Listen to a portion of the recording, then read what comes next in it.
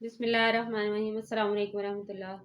आपको study core में खुशामदीद कहते हैं। अगर आप हमारे चैनल में नए हैं तो हमारे चैनल को सब्सक्राइब करना ना भूलें। आज जैसा कि आप जानते हैं कि क्लास 9 का हम मैथ डिस्कस कर रहे हैं, जिसका पहला चैप्टर है मैट्रिसेस एंड डिटर्मिनेंट। आज हम एक्सरसाइज 1.2 का क्वेश्चन नंबर 3 डिस्कस करेंगे, जो कि है from the following matrices identify diagonal, scalar and unit matrix. उन्होंने कहा जो मैट्रिक्स दिए गए हैं उनको हमने आइडेंटिफाई करना है और बताना है इनमें से डायगोनल मैट्रिक्स कौन सा है, स्केलर कौन सा है और यूनिट मैट्रिक्स कौन सा है। सबसे पहले हम डिस्कस कर लेते हैं, एक दफ़ा रिवाइज कर लेते हैं कि हमारे एक्चुअली मैट्रिक्स है क्या। सबसे पहले डायगोनल मैट्रिक्स की अगर डेफिनेशन हम देखें तो डायगोनल मैट्रिक्स ऐसा मैट्रिक्स जिसका सबसे पहले स्केलर मैट्रिक्स होना चाहिए। डायगोनल मैट्रिक्स के लिए सबसे पहले स्केलर मैट्रिक्स होना चाहिए। उसके बाद सेकेंड दूसरी शर्त ये है कि इसका जो डायगोनल है वो नॉन ज़ीरो हो। डायगोनल जो है वो डायगोनल की एंट्रीज नॉन ज़ीरो हो, जबकि जो बाकी एंट्रीज हैं नॉन डायगोनल जो एंट्रीज हैं वो ज़ीरो हो। इसी तरह अगर हम स्केलर मैट्रिक्स पे आएँ तो स्केलर मैट्रिक्स के लिए सबसे पहले हमारे पास स्केलर मैट्रिक्स और डायगोनल मैट्रिक्स होना ज़रूरी है।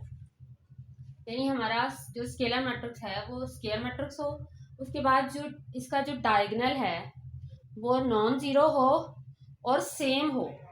यानी डायगोनल नॉन ज़ीरो, एंट्रीज जो है वो नॉन ज़ीरो हों और जो एंट्रीज हैं वो एक जैसी हों, तो हमारा और बाकी नॉन डायगोनल जो एंट्रीज हैं वो ज़ीरो हों, उसको हम स्केलर मैट्रिक्स लेंगे। उसके बाद अगर हम यूनिट मैट्रिक्स देखें तो यूनिट मैट्रिक्स या आइडेंटिटी मैट्रिक्स एक ही चीज़ है, जिसमें हमारा डायगोनल जो है उसकी एंट्रीज 1 1 होती है, जबकि नॉन डायगोनल एंट्रीज 0 होती है। अब हम अपने क्वेश्चन को शुरू करते हैं। हमारे पास पहला मैट्रिक्स उन्होंने दिया है जो कि है 4 0 0 4। अगर हम इन तमाम मैट्रिक्स को देखें तो इन तमाम मैट्रिक्स में सबसे पहले स्केयर मैट्रिक्स होना जरूरी है। जो कि स्केयर मैट्रिक्स है हम जानते हैं ऑर्डर बाय 2 का ऑर्डर है, लिहाजा स्केयर मैट्रिक्स है।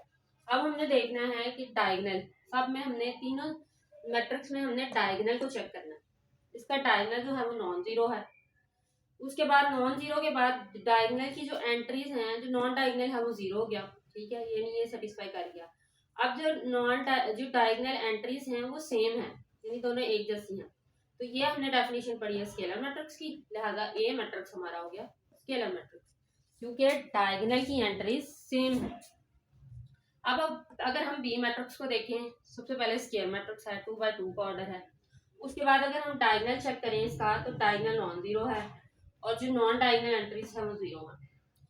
अब अगर हम इसको देखें कि ये डायगोनल मैट्रिक्स है कि नहीं, तो हमारे डायगोनल नॉन ज़ीरो है और जो है एंट्रीज यानी नॉन ज़ीरो है और सेम नहीं है, जबकि स्केलर में सेम होनी चाहिए, डायगोनल में सेम ना भी हो तो वो डायगोनल मैट्रिक्स है, लिहाजा ये हमारा डायगोनल मैट्रिक्स है। इसकी एंट्रीज सेम थी तो ये स्केलर हो गया, इसकी एंट्रीज सेम नहीं है तो ये डायगोनल होगा। उसके बाद सी मैट्रिक्स को देखें तो सी मैट्रिक्स की सबसे पहले स्केलर मैट्रिक्स है, 2 का ऑर्डर है। उसके बाद डायगोनल देखें तो हमारी एंट्रीज सेम भी हैं और 1 भी हैं, ठीक है, यानी दोनों एंट्रीज हमारी 1 है जबकि नॉन डायगोनल 0 है। अगर 1 है तो इसका मतलब वही हमारा यूनिट मैट्रिक्स है। उसके बाद अगर हम डी मैट्रिक्स को देखें तो हमारा डायगोनल जो है वो नॉन ज़ीरो होना चाहिए, जबकि यहाँ पे डायगोनल एक 3 और एक 0 है, लिहाजा हमारा ये ना ही डायगोनल मैट्रिक्स बन रहा है, ना स्केलर बन रहा है और ना यूनिट मैट्रिक्स बन रहा है, लिहाजा डी हमारा इनमें से कोई मैट्रिक्स नहीं है। उसके बाद लास्ट है हमारा ई मैट्रिक्स। ई मैट्रिक्स को पहले देखें तो इसको थोड़ा सा सॉल्व होने वाला है, यानी ये वाली दो एंट्रीज जो हैं डायगोनल एंट्रीज ये सॉल्व होने वाली हैं। अगर हम इसको सॉल्व करें तो 5 - 3 2 आएगा और 1 + 1 ये भी 2 आएगा, लिहाजा हमारा मैट्रिक्स बन गया 2 0 0 2।